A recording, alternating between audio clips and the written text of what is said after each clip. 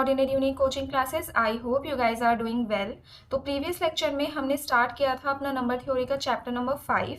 तो लेक्चर 1 में हमने थ्योरम नंबर 1 के 2 पार्ट्स डिस्कस कर लिए थे विद प्रूफ। आज हम स्टार्ट करेंगे थ्योरम नंबर 1 के थर्ड पार्ट से, और जितना भी इसका बचा हुआ बेसिक्स रहता है, जितने भी थ्योरम्स हैं विद प्रूफ, हम इनको डिस्कस करेंगे।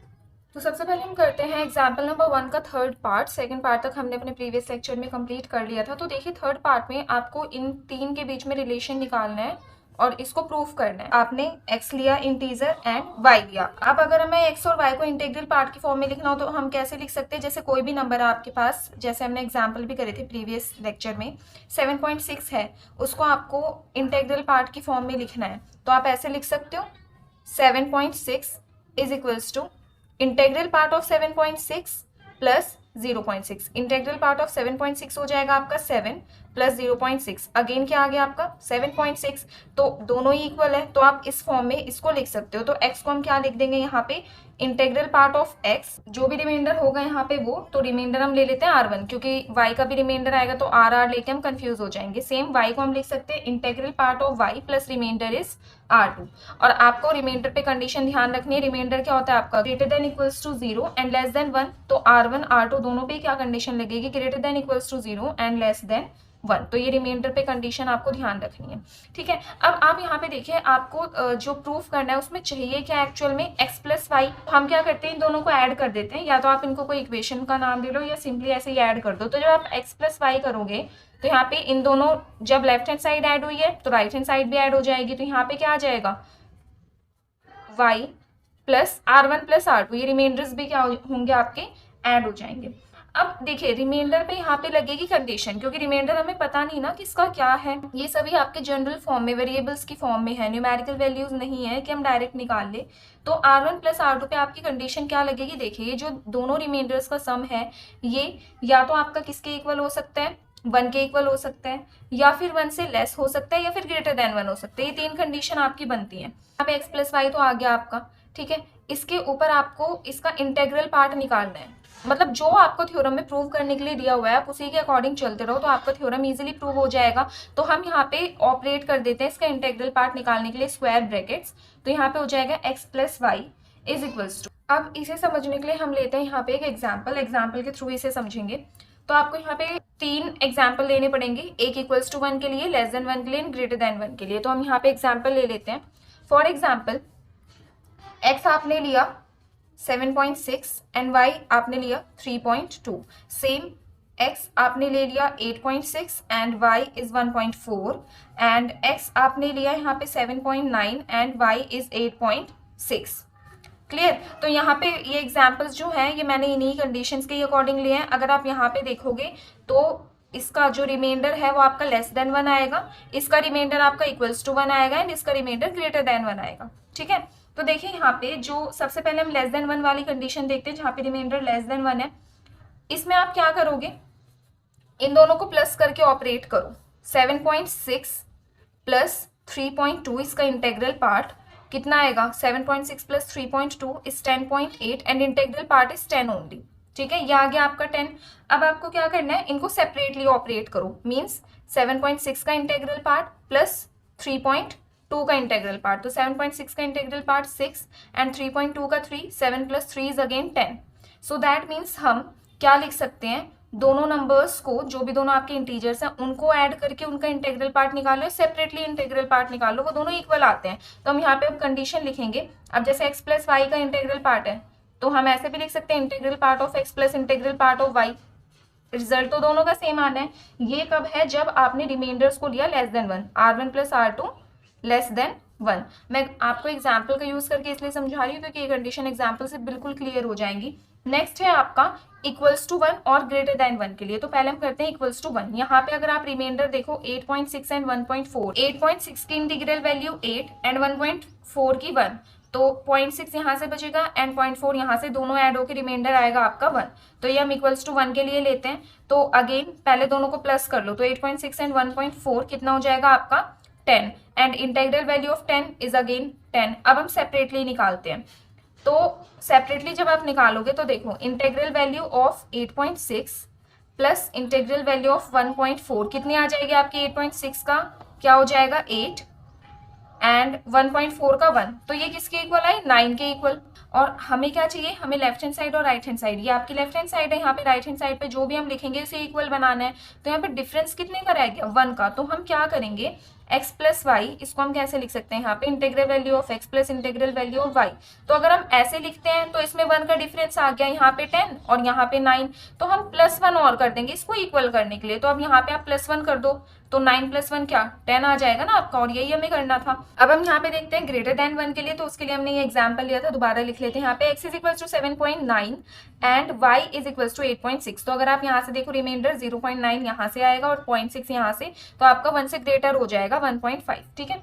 तो अब हम देखते हैं इनको, पहले 7.9 प्लस 8.6 इन दोनों को ऐड करके देखेंगे, इनका इंटीग्रल पार्ट क्या आएगा, 7.9 एंड 8.6 15.5 एंड 15.5 का इंटीग्रल पार्ट क्या हो जाएगा, 15। अब इनको सेपरेटली देखते हैं, 7.9 प्लस 8.6 सेपरेटली देखना है ना, ओके।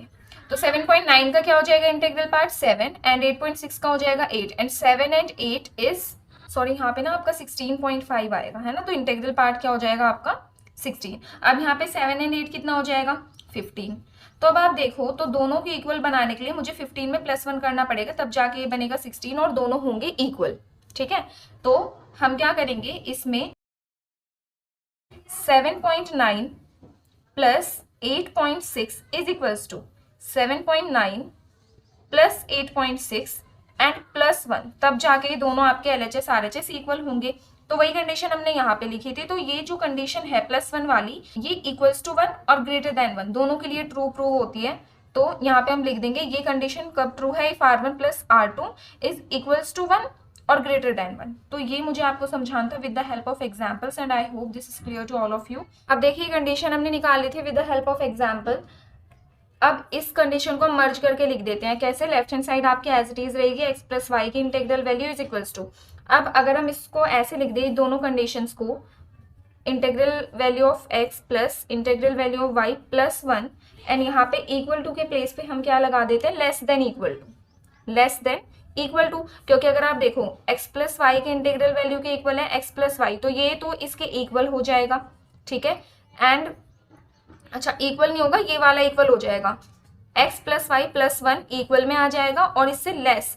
तो दैट मीन्स इसमें ऊपर वाले में क्या है, 1 कम है इससे, यहाँ पे +1 हो रहा है और यहाँ पे नहीं है, तो वो लेस वाले में आ जाएगा। तो हम कंबाइन करके इस तरीके से इस कंडीशन को लिख सकते हैं। इसे आप ले लेंगे इक्वेशन नंबर 1। तो अब देखिए यहाँ पे हमारा इन दोनों में तो रिलेशन आ गया, देखिए यहाँ पे इन दोनों में आपका रिलेशन आ चुका है। अब आपका फर्स्ट और सेकंड ये दोनों टर्म्स में, इनमें हमें रिलेशन लेके आना है और फिर आपका ये थर्ड पार्ट हो जाएगा प्रूफ। तो हमारी जो फर्स्ट टर्म है उसमें क्या है, integral value of x plus integral value of y, इसी को ही हम सॉल्व करना स्टार्ट करेंगे और हम integral value of x plus y means इसके साथ रिलेशन जो है वो बना देंगे। तो integral value of x plus integral value of y, इसको आप क्या लिख सकते हो, less than equals to x plus y. तो आप क्या करोगे, x और y की कोई भी वैल्यू ले लो, जैसे यहाँ पे मैंने x को ले लिया 8.2 एंड y को मैंने ले लिया यहाँ पे 7.9, ठीक है, 8.2 एंड 7.9। अब इन दोनों का, इस कंडीशन को समझने के लिए इन दोनों पे ऑपरेट कर दो ये condition, integral value of x plus integral value of y। तो इंटीग्रल वैल्यू ऑफ x क्या हो जाएगा आपका, 8.2 की 8 हो जाएगी, प्लस y जो है आपका 7.9 उसकी 7 हो जाएगी। ये लेस देन इक्वल टू होगी किसके, x प्लस वाई के, दैट मीन्स 8.2 एंड 7.9 के। तो देख लो आप यहाँ पे 8 एंड 7 कितना हो जाएगा आपका 15 is less than equals to 16.1। तो कंडीशन सेटिस्फाई तो हो रही है, यहाँ पे इक्वल टू वाली नहीं हो रही है, बट 15 इज लेस देन 16.1। तो ये कंडीशन जो है हम इजीली लिख सकते हैं सॉल्व करने के लिए। अब आपको क्या करना है, यहाँ पे इनकी इंटीग्रल वैल्यू निकाल लेनी है, दोनों साइड, लेफ्ट हैंड साइड भी और राइट हैंड साइड भी। तो आप x प्लस वाई जो भी आपका राइट हैंड साइड, उसकी इंटीग्रल वैल्यू, मतलब एक और बार आपको स्क्वायर ब्रैकेट ऑपरेट कर देने हैं यहाँ पे, less than equals to integral value of x plus y.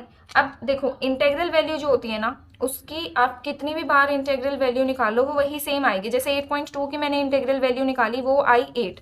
अब आप 8 की इंटीग्रल वैल्यू निकालो, अगेन 8 आएगी, इस 8 की निकालो, अगेन 8, क्योंकि 8 हो गया अब आपका यहाँ पे इंटीजर, और इंटीजर की जो इंटीग्रल वैल्यू आती है वो वापस से वही इंटीजर आ जाता है, ठीक है।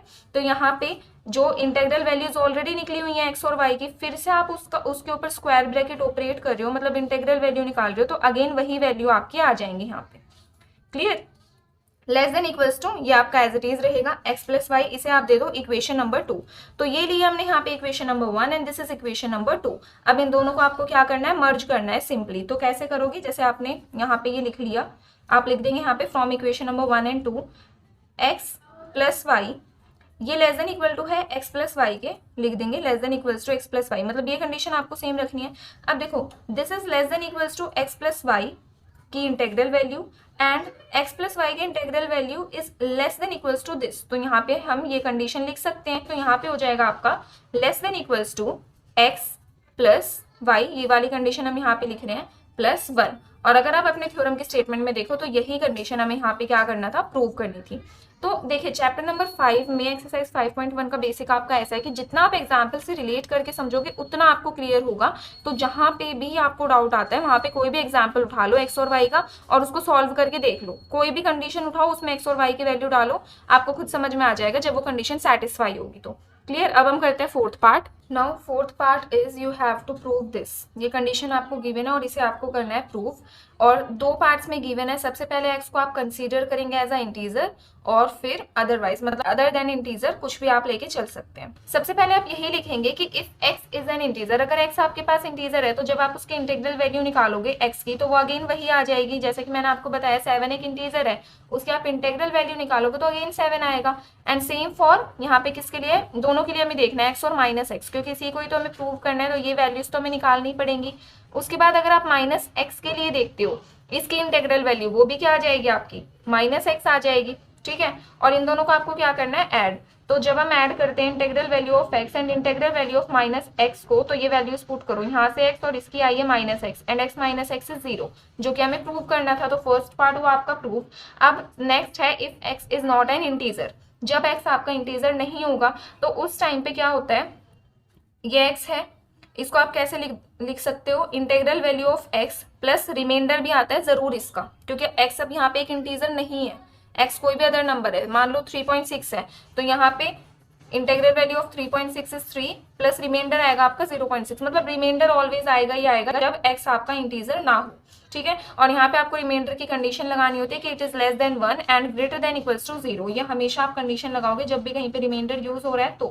तो ये तो हो गया एक्स के लिए। अब आप यहीं से माइनस एक्स का कर सकते हो, माइनस साइन ऑपरेट कर दो तो यहाँ पे हो जाएगा माइनस एक्स माइनस आर। ठीक है, माइनस साइन आपने ऑपरेट कर दिया तो ये हो गया माइनस एक्स के लिए। अब हमें चाहिए क्या, हमें इनकी इंटीग्रल वैल्यू चाहिए, तो यहाँ पे क्या कर दो आप, स्क्वायर ब्रैकेट्स ऑपरेट कर दो बोथ साइड्स। तो यहाँ पे हो जाएगा आपका integral value of minus x is equals to, यहाँ पे ये जो है सारा एज इट इज रहेगा एंड यहाँ पे integral value of minus integral value of x minus r. अब यहाँ पे आपको क्या करना है, इंटीग्रल वैल्यूज निकालनी है, तो लेफ्ट हैंड साइड तो आपकी सेम रहेगी, यहाँ पे इसकी इंटीग्रल वैल्यू अगेन क्या हो जाएगी, माइनस एक्स एंड रिमाइंडर की क्या हो जाएगी 1। तो अब आप क्या करोगे, ये जो आप एक्स है यहाँ पे इसको आप लेफ्ट हैंड साइड में ले जाओ और -1 को एज इट इज रहने दो।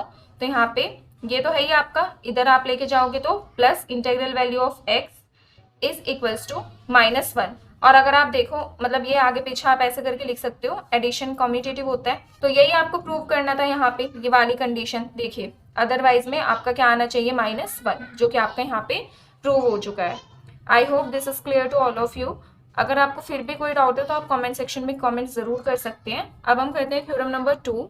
Now theorem number 2 is for any positive real x and y you have to prove this. आपको ये प्रूव करना है तो आप क्या करो, साथ के साथ प्रैक्टिस भी करो ताकि आपको अच्छे से आ जाए। तो ये कंडीशंस आप ध्यान में रखेंगे। सबसे पहले हम रिलेशन निकालते हैं इन दोनों के बीच में, देन फिर इन दोनों के बीच में, और जो भी दो इक्वेशंस आएगी उन दोनों को हम कंबाइन करके इस पूरी इक्वेशन को जो है वो प्रूफ कर देंगे। ठीक है, तो इसके लिए हम सबसे पहले लेट करते हैं दो पॉजिटिव रियल, जो कि हमें गिवन ही है एक्स एंड वाई। तो ये रियल नंबर्स हैं एक्स एंड वाई। अगर हम इनको इंटीग्रल पार्ट की फॉर्म में लिखे तो वो किस तरीके से होगा, integral part of x plus कुछ ना कुछ रिमाइंडर भी बचता है, तो इसको हम ले लेते हैं R1 and again integral part of y, इसका रिमाइंडर हम क्या ले लेते हैं यहाँ पे R2। ठीक है, क्योंकि जब भी आप कोई रियल नंबर लेते हो तो उसका इंटीग्रल पार्ट निकालने के बाद रिमाइंडर ऑलवेज बचता है, ये हम स्टार्टिंग से पढ़ रहे हैं। और रिमाइंडर पे आप लगाओगे कंडीशन, जहां भी आपका रिमाइंडर आता है कंडीशन जरूर लगाओ, R1 R2 is greater than equals to 0 and less than 1। ये हो गई क्या आपकी रिमाइंडर की कंडीशन। अब आपको यहाँ पे देखो स्टेटमेंट में x माइनस वाई निकालना है तो इन दोनों को क्या कर दो आप, सब्ट्रैक्ट कर दो। So this implies x minus y. जब आप सब्ट्रैक्ट करोगे इन दोनों को, लेफ्ट हैंड साइड सब्ट्रैक्ट हुई है तो राइट हैंड साइड भी सब्ट्रैक्ट होगी। क्या आ जाएगा आपका x minus y and reminder subtract होंगे तो क्या आ जाएगा आपका यहाँ पे r1 माइनस r2। क्लियर, ये हो गया आपका। अब क्या करना है हमें, x माइनस वाई सिंपल तो है नहीं, इसकी इंटेग्रल वैल्यू ली गई है तो हम इसकी इंटेग्रल वैल्यू लेते हैं। यहाँ पे क्या हो जाएगा, x माइनस वाई की integral value is equals to, जब आपने left hand side integral value मतलब स्क्वायर ब्रैकेट्स ऑपरेट करें तो राइट हैंड साइड भी आपको करने पड़ेंगे, तो राइट हैंड साइड आप क्या कर दो, स्क्वायर ब्रैकेट्स ऑपरेट कर दो। ठीक है, यहाँ पे हो जाएगा y and r1 minus r2। Clear, ये हो गया आपका। अब यहाँ पे आपको क्या करना है, देखिए आपने एक बार इंटेग्रल वैल्यू निकाल ली, फॉर एग्जांपल 7.3, इसकी इंटेग्रल वैल्यू आ गई 7, तो अब 7 की भी दोबारा आप इंटेग्रल वैल्यू निकालेंगे तो अगेन 7 आएगी। तो यहाँ पे ये दो टर्म्स है जिनकी इंटेग्रल वैल्यू ऑलरेडी निकली हुई है, तो आप अगेन उनकी इंटेग्रल वैल्यू निकालोगे तो सेम आ जाएगा। यहाँ पे integral value of x minus integral value of y, और यहाँ पे इंटेग्रल वैल्यू नहीं है तो इन पे ऑपरेट हो जाएगा r1 माइनस r2 पे इंटेग्रल वैल्यू। ठीक है, और लेफ्ट हैंड साइड रहेगी आपकी यहाँ पे सेम। अब आपको करना क्या है, इस पे ध्यान देना है सिर्फ रिमाइंडर्स के डिफरेंस पे, जो आपको करना है यहाँ पे r1 माइनस r2। तो इनके लिए हमें फाइंड करनी होंगी कुछ कंडीशंस जो हम फाइंड करते हैं। देखिए कंडीशंस होती क्या है आपकी, दो रिमाइंडर्स आए हैं आपके पास, एक r1 और एक r2, दोनों ही रिमाइंडर्स आपके ग्रेटर देन इक्वल्स टू 0 होते हैं, ये भी greater than equals to 0 and less than 1। दोनों रिमाइंडर पे ये जो कंडीशन आपकी है एप्लीकेबल है। ठीक है, ये दो है आपके पास, दोनों रिमाइंडर्स पे ये कंडीशन एप्लीकेबल है। अब हमें चाहिए इन दोनों का डिफरेंस r1 माइनस r2। तो जब आप इन दोनों का डिफरेंस करोगे r1 माइनस r2, ये किसके बीच में लाई करेगा, -1 से ग्रेटर होगा एंड 1 से लेस होगा। ये कंडीशन आपको ध्यान रखनी है। तो रिमाइंडर का डिफरेंस आपका लाई करेगा -1 और 1 के बीच में। अब इनको हम क्या कर लेते हैं, सेपरेट, मीन्स दिस इंप्लाइज, अब दो केस हो सकते हैं आपके, r1 माइनस r2 एंड यहाँ पे भी r1 माइनस r2। तो ये दोनों लाई कर रहे हैं -1 से 1 के बीच में, इन्हें हम क्या कर लेते हैं, ब्रेक कर लेते हैं, -1 to 0 एंड 0 to 1। ठीक है, तो मतलब इन दोनों में से कोई भी एक केस हो सकता है आपका, इधर दिस और दिस। ठीक है, तो यहाँ पे आप इधर और जरूर लगाएंगे क्योंकि दोनों केस नहीं बन रहे ना हमारे, या तो ये बनेगा या फिर ये वाला बनेगा। तो इन दोनों में ही अगर हम देखें, इनका अगर हम इंटीग्रल वैल्यू, हमें चाहिए क्या एक्चुअल में, r1 माइनस r2 तो हमने कर लिया, यहाँ पे उसकी कंडीशंस भी बना ली दोनों। अब हमें चाहिए इनकी इंटीग्रल वैल्यू, यहाँ पे इंटीग्रल वैल्यू ऑपरेट की गई है। तो यहाँ पे आप क्या करोगे, इंटीग्रल वैल्यू निकालोगे। तो देखो इंटीग्रल वैल्यू एक्चुअल में होती क्या है, जो भी आपकी वैल्यू है वो उसे एक्सीड ना करे। तो r1 माइनस r2 ये तो आपकी वैल्यू है, r1 माइनस r2 ये आपकी वैल्यू है, और जब हम इसकी इंटीग्रल वैल्यू निकालेंगे तो ये इसे एक्सीड नहीं करनी चाहिए। तो यहाँ पे इसकी इंटीग्रल वैल्यू हम क्या लिखेंगे, -1, क्योंकि 0 तो क्या हो गया, बड़ा हो गया ना इससे। हमें क्या चाहिए, इस वैल्यू से जिसकी भी हम इंटीग्रल वैल्यू निकाल रहे हैं उससे छोटी वैल्यू होगी आपकी। तो यहाँ पे उसकी छोटी वैल्यू क्या है, -1। अगर हम यहाँ पे निकालते हैं इस वाले केस में r1 माइनस r2 की इंटीग्रल वैल्यू, तो वो क्या आ जाएगी आपके पास, 0, क्योंकि 1 इससे हो गया बड़ा। ठीक है, तो दिस इज इक्वल्स टू 0। तो ये दो वैल्यूज आएंगे आपके पास integral value of r1 minus r2 की। अब देखो यहाँ पे जो भी दो वैल्यूज निकाली है आपने r1 माइनस r2 की, वो यहीं से ही निकाली है, मीन्स इसी इक्वेशन के लिए निकाली है। तो ये दोनों ही वैल्यूज आप इस इक्वेशन में कर देंगे पुट। क्या आ जाएगा आपका, यहाँ पे लेफ्ट हैंड साइड में है x माइनस वाई, ये वाली is equals to integral value of x minus integral value of y। अब देखिए r1 माइनस r2 दो वैल्यूज आई हैं, एक -1 और एक 0, तो हम दोनों ही वैल्यूज पुट करेंगे। यहाँ पे हम कर देंगे -1 और डाल के, मीन्स इन दोनों में से कोई भी एक कंडीशन होगी और डाल के हम कर देंगे यहाँ पे क्या, 0। यहाँ पे हो जाएगा आपका -0, x माइनस वाई। इन दोनों कंडीशंस को अब हम करते हैं कंबाइन करके लिखते हैं। तो देखो x माइनस वाई ये तो इसकी इक्वल ही है, मतलब यहाँ से 0 की तो कोई वैल्यू ही नहीं है ना, तो इक्वल हम डाल सकते हैं इसके x माइनस वाई के। ठीक है, और ये वाला जो है आपका x माइनस वाई -1, ये क्या हो जाएगा, इससे लेस हो जाएगा, क्योंकि इसमें से क्या हो रहा है, देखो x माइनस वाई तो सेम है, बट इसमें से 1 कम हो रहा है, तो इसके लिए हम डालेंगे लेस देन का sign. Integral value of x minus y is less than equals to integral value of x minus integral value of y। That means हमने इन दोनों कंडीशंस को यहाँ पे कर दिया है कंबाइन। अब क्या होगा आपका, इसे आप ले लेंगे इक्वेशन नंबर 1। अब हमें एक और जो है वो इक्वेशन बनानी है और उन दोनों को जब हम कंबाइन कर देंगे तो आपका जो थ्योरम है वो प्रूव हो जाएगा। तो एक पार्ट तो आपका थ्योरम का प्रूव हो चुका है, पहली जो 2 कंडीशंस थी वो यही थी। अब लास्ट हमारी कंडीशन है वो हम रिलेशन निकालेंगे इसके बीच में और जो नेक्स्ट हमें कंडीशन प्रूव करनी है उसके बीच में। तो यहाँ पे हम कैसे स्टार्ट करते हैं, देखिए हम लेते हैं यहाँ पे इंटेग्रल वैल्यू ऑफ एक्स।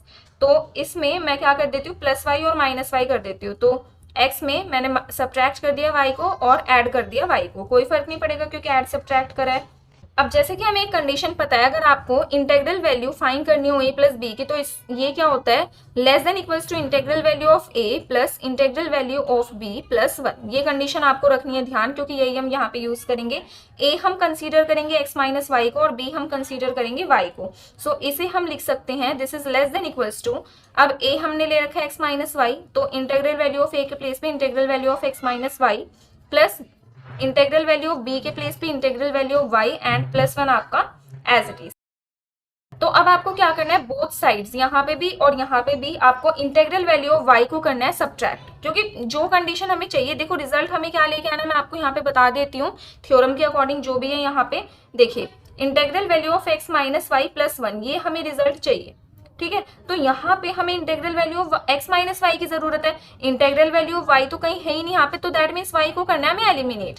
अगर आप थ्योरम का रिजल्ट देख के अपना प्रूफ करोगे तो 100% आपका जो प्रूफ है वो आपको समझ में भी आएगा कि हम स्टेप्स जो ये कर रहे हैं वो कर क्यों रहे हैं, और आपको क्लियर हो जाएगा बिल्कुल। तो यहाँ पे हम क्या कर देते, सब्ट्रैक्ट कर देते both sides integral value of y से। तो integral value of x minus integral value of y less than equals to, ये सेम कंडीशन आपकी रहेगी यहाँ पे, plus integral value of y है तो minus integral value of y and plus 1 आपका एज इट इज, यहाँ से ये कैंसिल हो जाएगा। तो आपकी कंडीशन क्या बनी यहाँ पे, integral value of x minus integral value of y is less than equals to integral value of x minus y plus 1। ये आपकी रह गई कंडीशन। अब देखिए यहाँ पे जो हमने ली थी इक्वेशन नंबर 1 एंड इसे आप ले लेंगे इस वाले को इक्वेशन नंबर 2, इन दोनों को आप मर्ज कर दो तो x minus y is less than equals to this and this is less than equals to this. तो हम यहाँ पे कंडीशन क्या लिखेंगे, x minus y is less than equals to क्या है आपका this x minus y and this is less than equals to this, तो ये यहाँ पे आ जाएगा x माइनस वाई प्लस 1। और यही वो कंडीशन है जो आपको अपने थ्योरम नंबर 2 में प्रूव करनी थी। मैं बार बार रिपीट कर रही हूँ तो इस चीज़ को आप ध्यान रखेंगे कि इस चैप्टर में कोई भी कंडीशन आपको समझ में नहीं आ रही है तो with the help of example आप समझ सकते हो। एंड सेकंड थिंग, इस थ्योरम में जो भी आपको रिजल्ट गिवन है उस रिजल्ट के अकॉर्डिंग आप प्रूव करके चलो। जैसे यहाँ पे हमें ये रिजल्ट लेके आना था, इसमें इंटेग्रल वैल्यू ऑफ y कहीं भी गिवन नहीं है तो हमने क्या कर दिया, उसको सब्ट्रैक्ट कर दिया। तो स्टेप्स आपके अपने आप आपको याद आते रहेंगे कि हाँ हमें ये स्टेप्स यहाँ पे फॉलो करने हैं। Let's move on to theorem 3. If x is any real number, then you have to prove that integral value of x divided by n is equals to integral value of x by n। इन दोनों को आपको क्या करना है, equal proof करना है। तो इसके लिए हम यहाँ पे यूज करेंगे डिवीजन एल्गोरिथम, क्योंकि यहाँ पे दो इंटीजर्स आपके क्या हो रहे हैं, डिवाइड हो रहे हैं। तो by using division algorithm we can write integral value of x is equals to, अब यहाँ पे देखिए इंटेग्रल वैल्यू ऑफ x को n डिवाइड कर रहा है तो इंटेग्रल वैल्यू ऑफ x आपका क्या है, dividend and n is divisor. तो dividend is equals to divisor into quotient plus remainder, यही होता है डिवीजन एल्गोरिथम। तो डिवाइजर हो गया आपका यहाँ पे n, क्वेश्चन हम ले लेंगे q and remainder is r। और रिमाइंडर पे आपको एक कंडीशन लगानी होती है कि remainder is greater than equals to 0 and it is always less than divisor. तो डिवाइजर क्या है आपका n, तो रिमाइंडर जो होगा आपका वो या तो ग्रेटर होगा या इक्वल होगा 0 के, या फिर डिवाइजर से आपका क्या होगा, लेस होगा। और यहाँ पे q क्या है आपका, कोई भी इंटीजर है, क्योंकि क्वेश्चन हमेशा इंटीजर होता है, ठीक है। क्वेश्चन को आप पॉइंट में या ऐसे एक्सप्रेस नहीं कर सकते। तो अब हमें प्रूव करने हैं यहाँ पे ये कंडीशन। तो इसके लिए हम क्या करेंगे, लेफ्ट हैंड साइड और राइट हैंड साइड को इक्वल प्रूफ करेंगे, मतलब लेफ्ट हैंड साइड अलग से सॉल्व करेंगे, राइट हैंड साइड अलग से सॉल्व करेंगे। तो यहाँ पे हम क्या ले लेते हैं, इन्हीं दोनों कंडीशंस को सॉल्व करने के लिए हम कोई भी यहाँ पे ले लेते हैं रियल नंबर x, ठीक है। रियल नंबर x है तो x को हम कैसे लिख सकते हैं, integral value of x plus और रिमाइंडर हमने r तो यहाँ पे यूज कर लिया तो इसे आप ले लो s। तो किसी भी रियल नंबर को हम इस फॉर्म में लिख सकते हैं अगर हमें इंटेग्रल वैल्यू उसमें इन्वॉल्व करनी हो तो। और ये ऐसा आपका रिमाइंडर है, इस पे क्या कंडीशन लगती है आपकी, it is greater than equals to 0 and less than 1, ठीक है। अब हम ले लेते हैं यहाँ पे अपनी क्या, राइट हैंड साइड, और इसी को ही हम सॉल्व करेंगे and then left hand side को सॉल्व करेंगे और दोनों को इक्वल प्रूव कर देंगे। तो यहाँ पे इसे आप ले लेंगे सबसे पहले इक्वेशन नंबर 1, इसे आप ले लेंगे इक्वेशन नंबर 2। ये दो इक्वेशंस पहले आपको बना लेनी है। हम लेंगे यहाँ पे राइट हैंड साइड। तो राइट हैंड साइड क्या है आपकी, integral value of x by n, ये है आपकी राइट हैंड साइड। अब x के प्लेस पे हम ये वैल्यू पुट कर सकते हैं क्योंकि x is equals to this, तो x के प्लेस पे हम पुट कर देंगे यहाँ पे integral value of x plus s divided by n and इसकी होल इंटीग्रल वैल्यू। और अभी यहाँ पे हमने क्या करी है, इक्वेशन नंबर 2 यूज करिए। अब अगेन यहाँ पे हम यूज करेंगे इक्वेशन नंबर 1। तो इंटीग्रल वैल्यू ऑफ x किसके इक्वल है, एन क्यू प्लस आर के इक्वल है, तो वही हम यहाँ पे यूज करेंगे। इसके प्लेस पे हम लिख देंगे n q plus r plus s by n, आपका एज इट इज रहेगा। अब आप क्या करोगे, इसको जस्ट मैथमेटिकली सॉल्व करना है, ज्यादा कुछ इतना इसमें है नहीं। तो आप n को क्या कर दो, सेपरेट कर दो डिनोमिनेटर में। तो एन क्यू बाय एन करोगे तो n से n कैंसिल, आपका क्यू बचेगा ओनली, ठीक है, plus r plus s by n ये बचेगा। अब आपको करना क्या है, यहाँ पे ये जो r plus s by n है इसके लिए कुछ रिलेशन फाइंड करना है आपको। तो हम क्या करते हैं, रिमाइंडर का यूज करते हैं। तो आपको इतना तो पता ही है कि remainder is always less than divisor. Remainder अपने डिवाइजर से हमेशा लेस होता है। और अगर आप इस डिवाइजर में से ये जो n है आपका, अगर आप इसमें से 1 सब्ट्रैक्ट कर दो तब भले ये इक्वल हो सकता है। तो लेस देन के साथ साथ हम यहाँ पे इक्वल भी लगाएंगे क्योंकि अब डिवाइजर में से 1 सब्ट्रैक्ट हो चुका है। अब ये ओरिजिनल डिवाइजर नहीं है, इसमें से 1 कम हो गया है। अगर आपका 6 था तो 6 माइनस 1 5 हो जाएगा, तो ये हो सकता है। सो दिस इम्प्लाइज, अब हम क्या करेंगे, बोथ साइड्स s ऐड करेंगे। s भी आपका एक रिमाइंडर ही है, दोनों साइड हमें s ऐड करना है, तो यहाँ पे हो जाएगा and less than equals to n minus 1 plus s। अब क्या मैं ये इक्वल्स टू यहाँ पे लगा सकती हूँ, बिल्कुल भी नहीं, क्योंकि अब यहाँ पे n माइनस 1 में क्या हो गया, s ऐड हो गया। अब अगर आप यहाँ पे देखिए इस कंडीशन को कि s जो है लेस देन 1, तो s के प्लेस पे, और ये भी लेस देन का साइन है यहाँ पे, ठीक है, ये यहाँ पे क्या है, s इज लेस देन 1 और ये लेस देन का साइन है, तो s के प्लेस पे हम यहाँ पे जो है वो 1 पुट कर सकते हैं। तो 1 पुट करेंगे तो क्या हो जाएगा, r plus s is less then n minus 1, तो आपका पहले से था, s के प्लेस पे आप 1 पुट करेंगे। अब -1 + 1 कैंसिल हो जाएगा, आपका ओनली क्या बचेगा, यहाँ पे n बचेगा। तो आप क्या करो, बोथ साइड्स n से डिवाइड कर दो, यहाँ पे लिख देंगे, या लिखने की वैसे इसमें जरूरत नहीं है, जब आप इनइक्वालिटीज के साइन होते हैं उनमें आप डायरेक्ट करते रहो।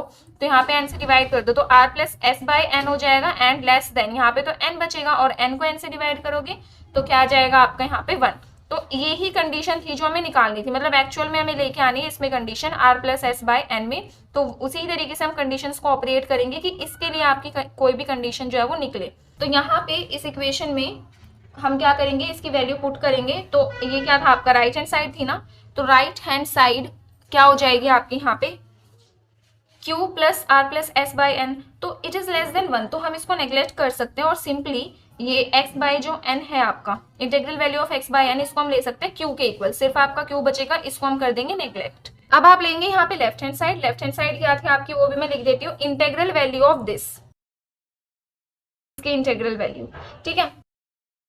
इसमें अगेन हम यूज कर सकते हैं अपने इक्वेशन नंबर 1 का। इक्वेशन नंबर 1 में इंटीग्रल वैल्यू ऑफ x किसके इक्वल थी आपकी, एन क्यू प्लस आर के equal and divided by n, ये आपका एज इट इज रहेगा।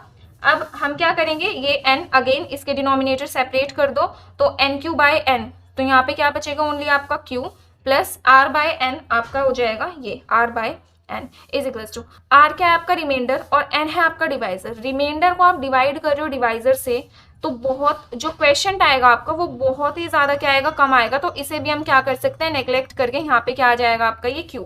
अब देखिए right hand side and left hand side both are equal, और यही आपको अपने थ्योरम में प्रूव करना था, hence your theorem is proved. आप लिख देंगे यहाँ पे LHS is equals to RHS।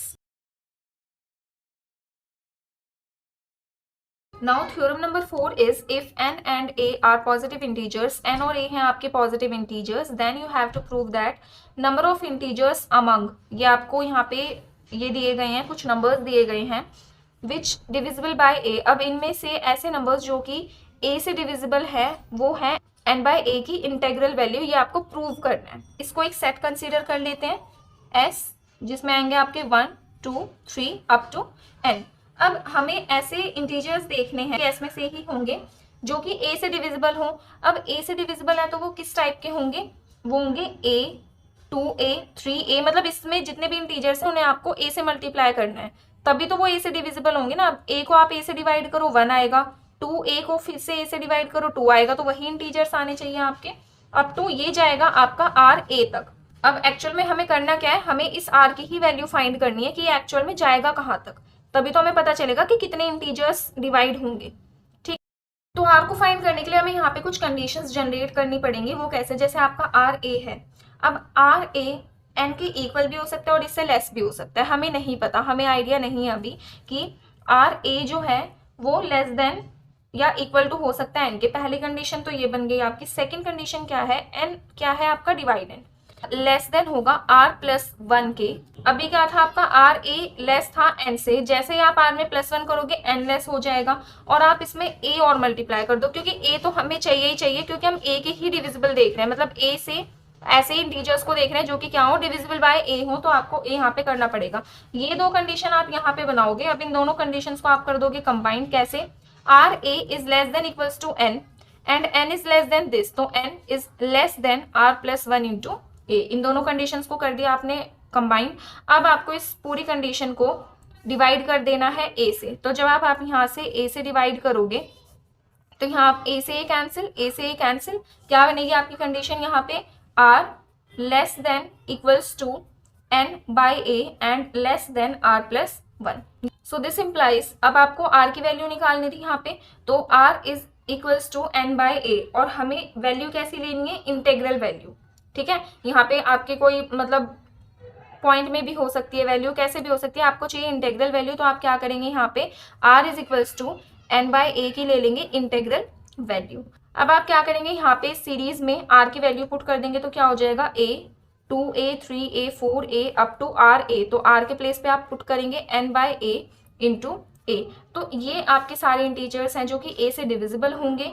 तो हमें यही प्रूव करने के लिए बोला गया था कि इन इंटीजर्स में से जो a से डिविजिबल हो वो कितने होने चाहिए, n बाय ए। तो यहाँ पे जैसे 1a तो 1 ये वाला डिविजिबल हो गया a के साथ, 2a में 2 डिविजिबल हो गए, 3a 4a, ऐसे करते करते n by a into a. So that means n by a integers are divisible by a।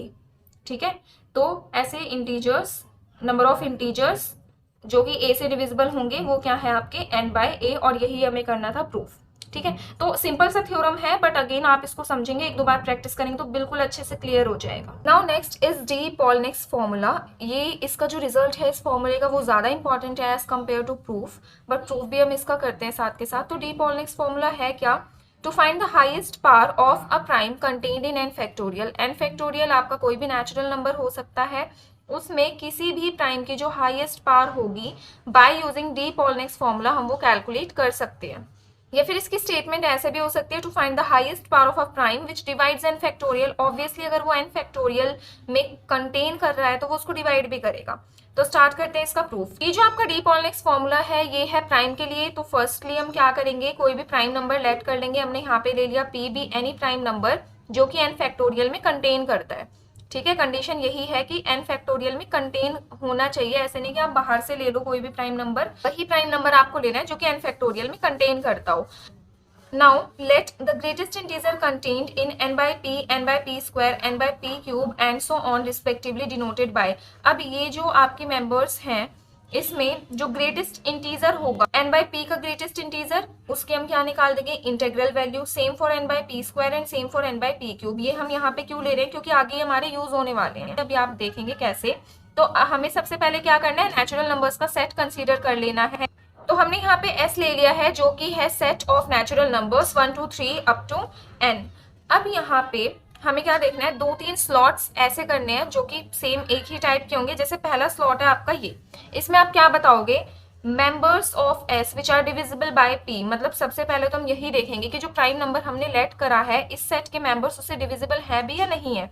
तो s के वो मेंबर्स जो कि p से डिविजिबल हैं, तो वो कैसे होंगे, जैसे कि हमने अपने थ्योरम नंबर 4 में लिया था 1 2 3, उसमें भी हमने सेट s लिया था 1 2 3 अप टू n तक, और उसमें a से डिविजिबल होने वाले जो भी मेंबर्स थे उन्हें हमने कैसे लिया था, a 2a 3a। सेम यहाँ पे सेट s में p से डिविजिबल होने वाले मेंबर्स को हम कैसे लेंगे, p 2p 3p, p के ही मल्टीपल्स होंगे वो, और अप टू कहाँ तक जाएगा आपका, n बाय p इंटू में p। वहां पे थ्योरम नंबर 4 में कहाँ पे गया था आपका, n बाय a इंटू में a। सेम यहाँ पे लास्ट मेंबर है n बाय p इंटू में p, और बाय यूजिंग थ्योरम नंबर 4। अब इसी तरीके से हम s के मेंबर्स लिखेंगे, ये तो हो गया p के लिए। अब हम लिखेंगे p स्क्वायर के लिए, then p cube, then p raised to power 4 and so on, आपका चलता रहेगा ऐसे ही। तो सेम वे देखो p स्क्वायर के लिए क्या हो जाएगा, p square 2p², 3p², 4p², then कहाँ तक जाएगा आपका n/p² इंटू p² तक। मतलब p फर्स्ट वाले में क्या था, आपकी p⁻1 था, यहाँ पे आप p⁻2 कर देंगे एंड यहाँ पे p⁻3 कर देंगे और लिख देंगे एंड सो ऑन। अब सेम जो हमने अपने ऊपर वाले स्टेप्स करे हैं उन्हीं से ही हमें स्टेप्स बनाने हैं। यहाँ पे ऊपर वाले में हमने क्या देखा यहाँ पे कि s के वो मेंबर्स जो कि p³ से, p² से या p से डिविजिबल हो रहे हैं वो अब कितने नंबर में हो रहे हैं। जैसे हमने प्रीवियस थ्योरम में क्या देखा था कि n/a इंटीजर्स थे आपके जो कि a से डिविजिबल हो रहे थे। सेम यहाँ पे अगर आप इसमें देखो तो p³ से डिविजिबल होने वाले कितने इंटीजर्स हैं, n/p³ का इंटेग्रल पार्ट। तो सेम वही यहाँ पे लिखना है आपको। Number of members of s which are divisible by p, उसके लिए कितना आया था हमारा n/p। Number of members of s divisible by p², इसे आप यहाँ पे देख भी सकते हैं n/p²। And same for number of members of s which are divisible by p³ is n/p³। Clear. अब देखो ये तो हो गया आपका सिंपल सा, आपको फर्स्ट स्टेप में ये दो स्टेप्स मान लो, इसके फर्स्ट स्टेप में आपको यही लिखना है कि p से डिविजिबल होंगे आपके p² से, p³ से, और कितने होंगे वो सीरीज आपको बनानी है by using theorem number 4। Next step में आपको क्या करना है, उसके जस्ट नंबर्स के उठा के लिख लेना है n/p, n/p², n/p³। ये हो गए आपके दो स्टेप्स। कोई भी नंबर अगर p² से डिविजिबल है तो p से भी डिविजिबल होगा, ठीक है, क्योंकि ये क्या है उसका स्क्वायर है तो ऑब्वियसली उसकी पावर आप 1 कम कर रहे हैं तो उससे भी डिविजिबल होगा। तो यहाँ पे वही मेंबर्स आपको निकालने हैं इसके जो कि p से तो डिविजिबल हैं बट p² से डिविजिबल नहीं है। ऐसे ही सेम नेक्स्ट स्टेप में हम सेपरेट करेंगे p² और p³ को, उससे नेक्स्ट में सेपरेट करेंगे p³ और p⁻4 को, एंड सो ऑन ऐसे ही चलता रहेगा। तो number of members of s which are divisible by p but not by p², p से तो डिविजिबल है बट p² से डिविजिबल नहीं है, तो आप p वालों में से p² को क्या कर दो, माइनस कर दो। तो आपके पास ओनली कौन से बचेंगे जो कि डिविजिबल बाय p हैं। तो जो भी नंबर्स थे आपके p वाले उनमें से p² को आप कर दो माइनस, तो आगे आपका n/p का integral part minus integral part of n/p²। Next step देखते हैं। अब देखिए यहाँ पे पीछे हमारा क्या आया था n/p माइनस n/p²। तो इतने मेंबर्स हैं s के। अब देखो n/p² वालों को तो आपने एलिमिनेट कर दिया, तो s में जो कंट्रीब्यूट कर रहे हैं उसकी पावर कितनी है, 1 पावर ऑफ p। जैसे यहाँ पे n/p वाले हमने रखे तो p की पावर 1 ही तो है, यहाँ पे p² वाले तो आपने क्या कर दिया, एलिमिनेट कर दिए। तो इतने मेंबर्स होंगे s के जो कि कंट्रीब्यूट करेंगे 1 power of p each in n factorial. इसी तरीके से हम p² और p³ में करते हैं। तो एवरी नंबर जो कि p³ से डिविजिबल है वो ऑब्वियसली p² से भी डिविजिबल होगा। तो number of members of s which are divisible by p² but not by p³, उसमें हम क्या करेंगे, p² से जो भी डिविजिबल है p³ वाले हमें नहीं चाहिए तो उनको सब्ट्रैक्ट कर दो। अब यहाँ पे जो s है हमारा उसमें कितनी पावर कंट्रीब्यूट करी, ओनली 2, क्योंकि क्यूब वालों को तो हमने एलिमिनेट कर दिया। तो इतने मेंबर्स होंगे s के कंट्रीब्यूट करेंगे 2 power of p each in n factorial, and so on ऐसे ही चलता रहेगा। नेक्स्ट स्टेप में आपके 3 पावर कंट्रीब्यूट करेंगी, p⁻4 को आप एलिमिनेट कर देंगे। तो यहाँ पे अब एट लास्ट आपको करना क्या है, अब हम फाइंड करेंगे जो हमें मेन फाइंड करना था। अभी तक तो जो चीजें हमें चाहिए हमने वही फाइंड करी। तो highest power of prime p which divides n factorial, prime p की हमें हाईएस्ट पावर निकालनी है, कोई भी प्राइम नंबर होगा जो कि n फैक्टोरियल को डिवाइड करे। तो उसके लिए सबसे पहले जो हमने निकाला था n/p माइनस n/p², इसमें ओनली 1 पावर वाले हैं, p² वाले आपने एलिमिनेट कर दिए। तो इसको हम 1 से ही मल्टीप्लाई करेंगे, 1 से मल्टीप्लाई करके सेम यही चीज आ जाएगी। नेक्स्ट में हमें क्या करना है, जो भी हमारा ये आया था सेकंड के लिए n/p² माइनस n/p³, इसको आप मल्टीप्लाई करेंगे 2 से, ठीक है, क्योंकि इसकी 2 पार्ट्स कंट्रीब्यूट कर रही हैं। सेम थर्ड में आप क्या करेंगे, n/p², थर्ड में आपका क्या आएगा n/p³ माइनस n/p⁻4, इसको आप 3 से मल्टीप्लाई करेंगे। इससे नेक्स्ट स्टेप में आएगा आपका 4 इंटू n/p⁻4 माइनस n/p⁻5। ऐसे करते करते चलता रहेगा। अब देखिए यहाँ पे इसको थोड़ा सा सॉल्व करना है। ये क्या है n/p, यहाँ पे माइनस n/p², इसको जब आप 2 से इधर मल्टीप्लाई करोगे क्या होगा, 2n/p², तो माइनस n/p² प्लस 2n/p², तो प्लस का 1n/p² बचेगा और n/p तो आपका एज इट इज। अब नेक्स्ट आप देखो इस 2 को यहाँ पे मल्टीप्लाई करो तो ये हो जाएगा 2n/p³ और यहाँ पे 3n/p³, तो माइनस का 2 प्लस का 3 प्लस का 1। सेम इसी तरीके से यहाँ पे 3 को आप मल्टीप्लाई करोगे तो माइनस 3n/p⁴, इससे नेक्स्ट स्टेप में होगा प्लस 4n/p⁴, तो माइनस का 3n प्लस का 4 इस प्लस का 1, एंड सो ऑन ऐसे ही आपका चलता रहेगा। अब अगर इसको मैं समेशन की फॉर्म में लिखना चाहूँ तो क्या चेंज हो रहा है, इसमें p की पावर चेंज हो रही है।